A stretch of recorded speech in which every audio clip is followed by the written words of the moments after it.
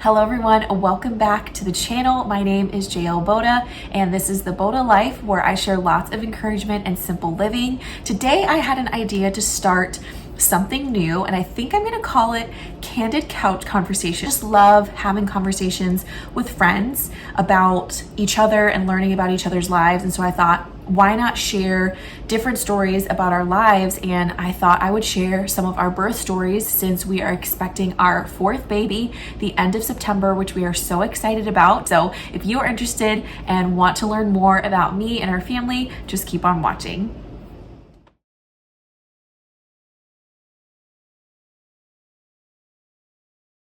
So today I'm going to be sharing with you the birth story of our firstborn, which is really special. And she is 4.5 now, which seems crazy, but I am going to start with what I envisioned for the birth, what we were shooting for, and then what ended up happening. And it was a positive experience. This is a positive birth story. I had really wanted to do a home birth and a water birth. And I will say, I know at the time too, no one in our family had ever done a home birth or contemplated on doing a home birth. Growing up, I never thought that I would actually. And the Lord really changed my heart and my mind on a lot of things. And I just became fascinated. I still am fascinated with all things birth, but I became fascinated with water births specifically, but just birth in general and the jobs of a midwife and a doula, and really dived into all of that. And so we had started doing some research before we were trying to get pregnant. And once we got pregnant, I had already done research and known that there were midwives. There was no birth center in our area. There was just midwives or the hospital or the nurse midwives in the hospital. And so I really started diving into more of the providers that were available in midwifery. Also, my due date was the day after Christmas. So that made it a little tricky with trying to find people that were going to be able to help us, because a lot of the midwives were either traveling when we decided that was the route that we wanted to go. A lot of the ones that we were reaching out to were traveling or just not available. And so this really was the Lord, because the midwife that has helped deliver all of our babies so far is wonderful. She has the most experience in our area. She's been doing it for 30 years, and I just really respect her and admire her, and she really cares for her patients and those that she's working with.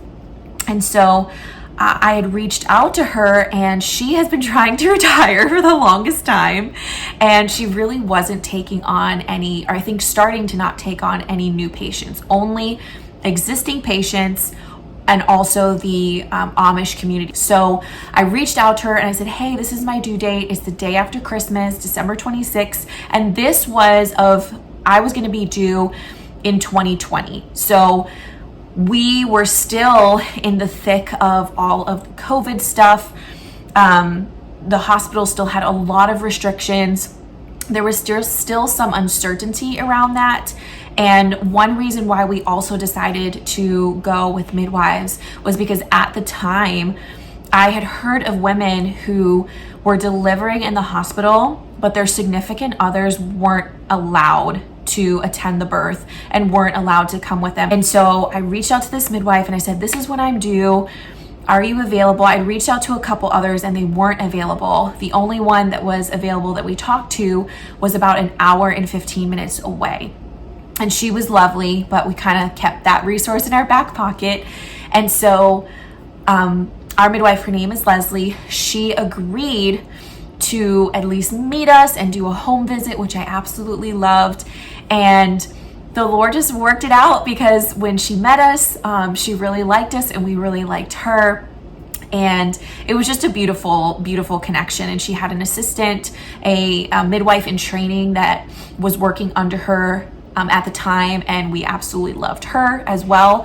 And so, Leslie decided to take us on, not only after meeting us, but because I was due so close to Christmas and she had a baby that was due close to Christmas. And so she understood how hard it was to find care. And so we really appreciated that. We really appreciated just the prenatal care that we had with her and how they worked with us on payments, because we had to pay everything out of pocket. But that's how important it was to us to have this experience and time together as a couple and bringing our baby into the world. So the finances were definitely something we talked about and considered, but at the end of the day, we definitely thought it was worth it for the care that we received. They genuinely cared about us. And even now, into delivering my fourth baby and getting ready for that, I'll go into my appointment. Sometimes we'll talk for like 20 minutes before anything is done, before like blood pressure is checked or the baby or anything like that. And so I just love that it's unrushed and it's personal and it's quality care. So I cannot sing her praises enough. So that was a little bit about our story of how we decided to do a home birth. And I know there were probably some people that were like, are you sure about it? It was good for us to do our own research. And that's what I would encourage you guys to do if you are considering a home birth or you're considering even a hospital birth. Just be educated and be prepared on the different scenarios that can happen. Don't let someone talk you out of a decision due to fear. Do your research, and everyone has different histories. I want to preface this by saying, I thank the Lord have had no major health issues. There were no risks for me. If you do, it might be a different scenario, and definitely contact your provider or whoever is helping you, nurse, midwife. And I know everybody is comfortable in a different setting. I knew that I would be comfortable in my own home where it was cozy, where I could labor on my couch, in my bed, in the privacy of my own home. I don't feel comfortable when there's a lot of lights or distractions or people coming in and out. And so that was just part of the reason why we chose to give birth at home. And at the time, they didn't have a birth center. Now they do, which is amazing. So the only option was to do it at our home or in the hospital. And thankfully the hospitals are not too far from our home anyway. So in case there was an emergency, the nearest hospital is maybe 10 to 12 minutes for us. So now I'm going to get into the story of when labor actually started. So our birth story started the day after Christmas. We got to enjoy Christmas. And then the day after Christmas, in the middle of the night, I want to say in the wee, maybe morning hours, I had gotten up to go to the bathroom, as every pregnant lady does in the last trimester, for the umpteenth time. And my water broke while I was in the bathroom. So my midwife had given me something to test to make sure that it was actually my water that had broken. I used that, confirmed it. So I just texted her in the middle of the night and I said, hey, my water's just broken. I did the swab test and it confirmed that my water is broken, but I don't have any contractions, nothing's starting up, so I'm gonna go back to bed. And because she said to call if things started to pick up. And so what was wild about this was that nothing happened for 24 hours. Now, there's a whole protocol if your water breaks when you're at home. There's things that you're not supposed to do so that you can keep the birth area clean and there's no chance of bacteria. Then the midwife suggested trying to naturally induce labor. And so they gave me a whole list of things that I could do. I remember doing that for a full day. So I think now we're at the 27th. I'm kind of forgetting my dates. I'm getting them mixed up.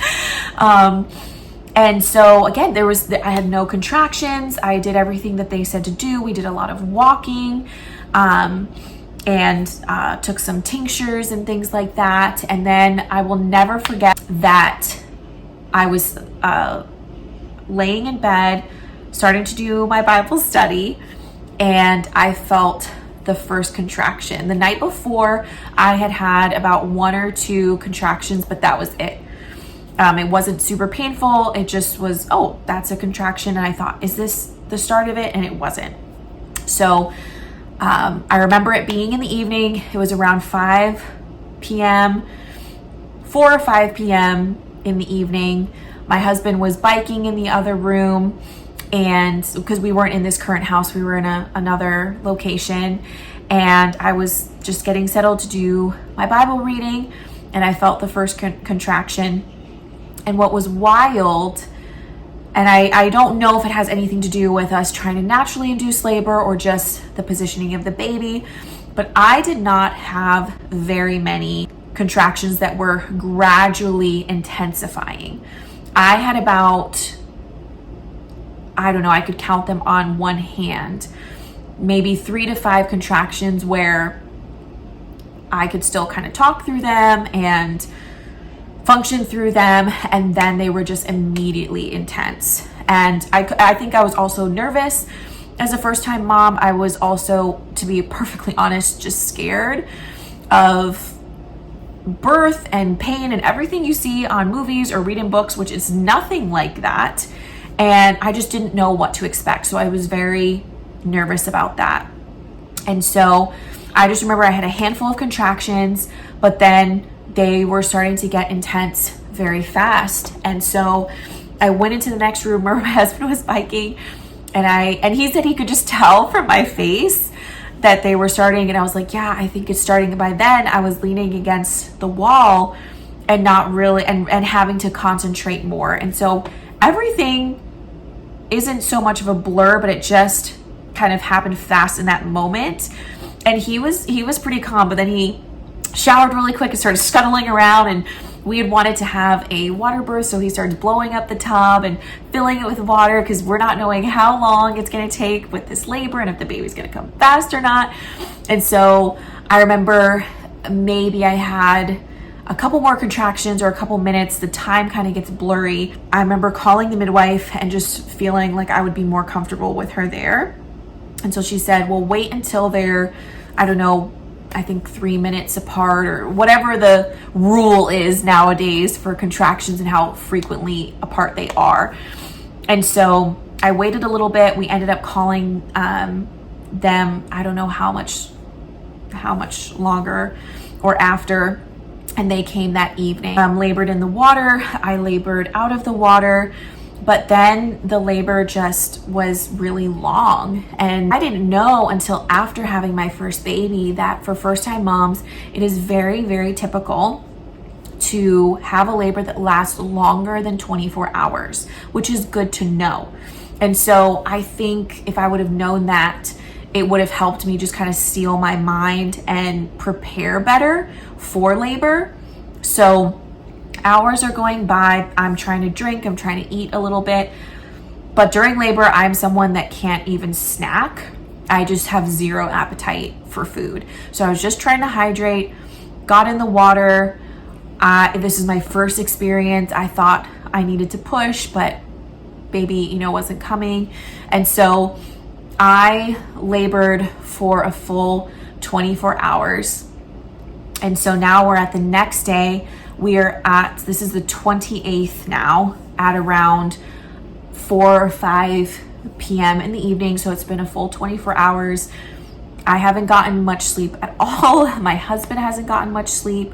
The midwife and her assistant take turns. They're checking the baby. Everything looks fine. But labor just wasn't progressing. And I had chosen not to do any cervical checks. Didn't want anything that was invasive or intrusive in any way unless we really needed it. And so once it had reached the 24-hour mark, I agreed and said, okay, I think it's time. I'm ready to do a cervical check just to see how dilated I was and, just see what was going on. And so I can't remember, but at that time I wasn't super dilated, maybe a couple centimeters, maybe between 5 and 6. And so they said, well, why don't we try calling a doula to help us with positioning, to help do some maneuvering to get baby into a better spot. Because the midwife thought that maybe it could be a positioning issue. And I don't know if she felt like a little hand in the way, but she said something is stopping you from progressing. And so I said, okay, yeah, let's try that stuff. We tried all these different maneuvers. It was not fun for me at all. I just remember being very uncomfortable and it just being intense my whole labor. And so now we are at, I think, 8 or 9 p.m. The doula had come. She had done some maneuvering for us. And I think this was another God thing. The first God thing, besides our midwife agreeing to take us on, was me personally, I did not want to have a C-section. I wanted to recover as naturally as possible. Praise to you, mamas. You guys are troopers who need to have C-sections, or just who decide that you want to have C-sections, because that is like having a baby and then recovering from a major surgery. So for me, I wanted to try to avoid it if I could. I have friends and family who have chosen to do that, and I fully respect that. I support them in their decision. For me, I just wanted to give birth to my baby and avoid a C-section if I could. And so I think a God thing was that I was scared about going to the hospital and being pushed to have one. And so I think laboring for over 24 hours at home really helped, because then we got to a point when I wasn't progressing in labor to considering going to the hospital, not because there was an emergency, the baby was fine, I was doing great, but because at that point I was tired and I didn't want to be in discomfort and pain anymore, and I wanted an epidural. And so, but I felt a lot better about considering that because I had labored so long at home. Because when you arrive at the hospital, you know, liability and things like that, they want you to have the baby in a certain amount of time. And so that was something that kind of set my mind at ease. But the doula came, did everything that she could, and then we did another cervical check. And now I think this is around 9 p.m. at night. So it's been over 24 hours. I think we're at like 28 or 29 hours of labor right now. And thankfully, this was a third God thing. We were able to get our little one into a better position. So when they did a cervical check again, I had now progressed to 8 centimeters, which was very encouraging. So I think we waited about maybe another hour or two, but then my husband and I had to have the conversation about if we wanted to transfer to the hospital or not.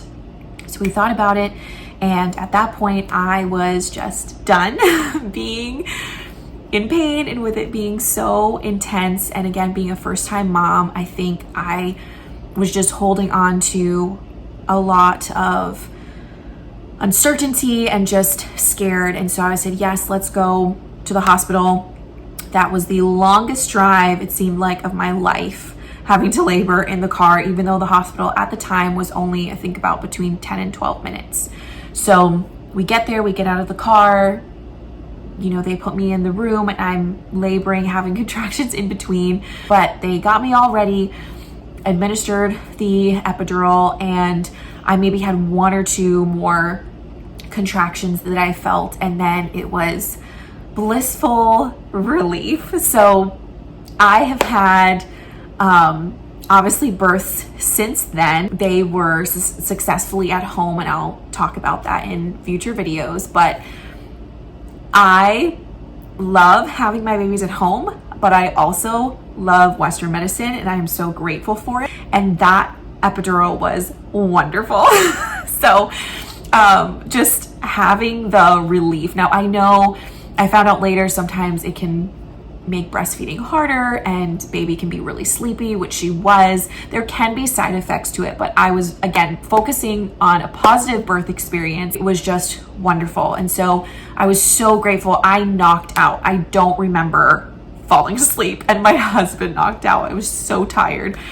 And so by the time we arrived at the hospital, before they administered my epidural, it was close to 10 p.m. maybe. So it had been like 29 hours of labor. And then I remember sleeping and then being woken up roughly maybe around 6:30 in the morning, and it was go time. So in total, it was probably about 38 hours of labor before our baby came. She was born at 7:21 a.m. in the morning. She was healthy, she was beautiful. They put her right on my chest. I wanted her to stay in the room with me. They weighed her. She was 6 pounds, 5 ounces. So she, so far, has been our teeniest, tiniest baby. And she's still petite. She was always like a petite baby in, I don't know, maybe below the 15th percentile. But I just thought absolutely perfect. And so this is kind of the interesting part of our birth story as well. Like I said, very positive experience. She was born 7:21 in the morning. We stayed there. They transferred us to another room so I could recover. We did all the things.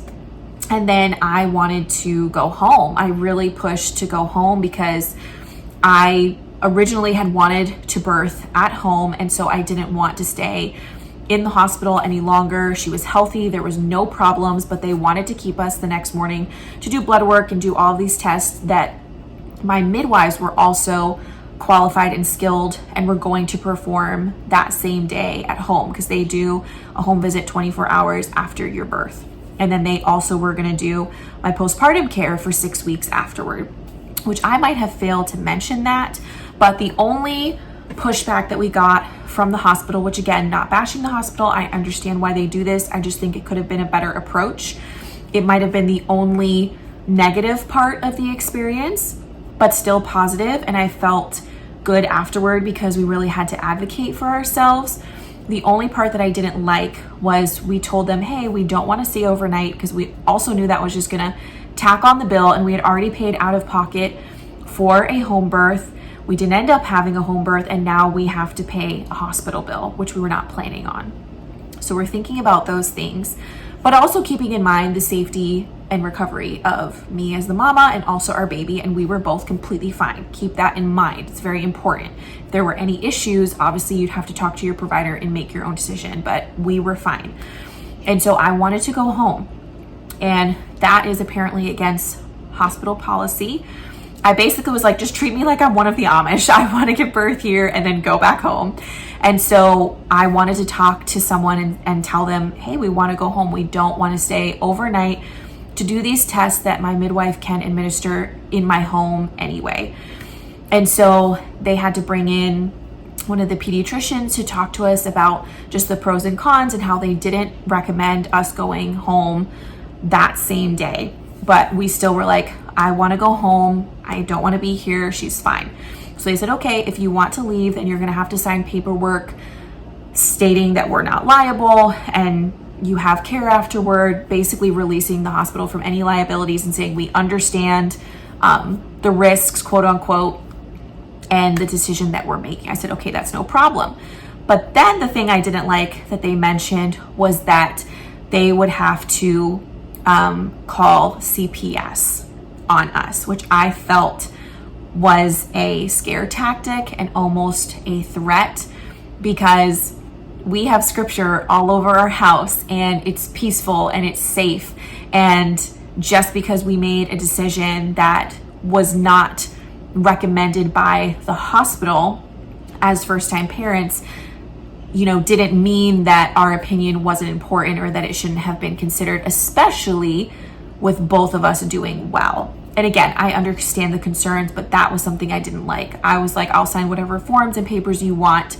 And again, I understand protocols because they see the bad, the good and the bad, and probably more so the bads. And so they're trying to cover themselves and protect families and the babies. But I also think it should be a case-by-case basis and respecting the parents. And so that was the only thing I wasn't happy about, was when they said we would also have to notify or call CPS about your decision, which never happened. No one ever called, no one ever came to our house, but I just looked them straight in the eye and I said, okay, that's fine. Because when you have nothing to hide and you have nothing to be afraid of, and your baby is going to be taken care of, there's just nothing to be intimidated by. It's like, okay, come. They can call, they can come, they can check on this baby and see that it's doing perfectly fine. That's okay. So we ended up leaving and getting back home, I think between 2 or 3 p.m. in the afternoon. So we were there overnight at the hospital, but from the time that she was born at 7:21, we were probably home 7 or 8 hours later. We got to settle in. My in-laws came with a sign and food, and they were so excited about seeing the baby. And overall, it was just a really wonderful, positive experience. And I don't have any regrets, but I did learn a lot with my first birth, in the sense that I think I had pride in areas, and I had my birth story like this in my hands, and this is my vision, and this is what I wanted. And it was very disappointing when it didn't come to pass the way that I envisioned it. And that's just a candid moment, because I think it's really healthy to talk about that and to just vocalize that I was disappointed that I wasn't able to have the home birth that I had envisioned. And I was also wondering, will I ever be able to do it? Will I be able to have the home birth that I had envisioned? And will I have to, birth in the hospital with all of my babies? Not that anything would be wrong with that, but just because I would feel so much more comfortable at home. And so I did have all of those thoughts in my mind. It did take me a little bit of time to be okay with how things ended. But in the end, I was just very grateful that I was healthy and the baby was healthy. So that's really all that I could ask for. And just praying and preparing for any future children and next births, and learning to be a lot more open-handed and open-hearted with things. Just going into it of, this would be the worst case scenario, this would be the best case scenario for any future children, and just being okay with that and accepting it. And I know that can be really hard, and the time can look different for everyone. So I hope you guys enjoyed hearing our birth story of our firstborn. And I just wanted to show you the little elephant that my husband's cousin got for us, that has all of her birth details on it. And it was just so cute and memorable to have, and my daughter loves playing with it. So hope you guys have a wonderful day, and thanks so much for watching and tuning in. Please subscribe and like this video, give it a thumbs up, and also turn on your notifications so you don't miss any other videos. And if there's any other content that you would like to see, or stories, or get to know me's, or Q&As, just comment down below, because I would love to try to record that and do that for you guys. So hope you have a wonderful day. Thanks for watching.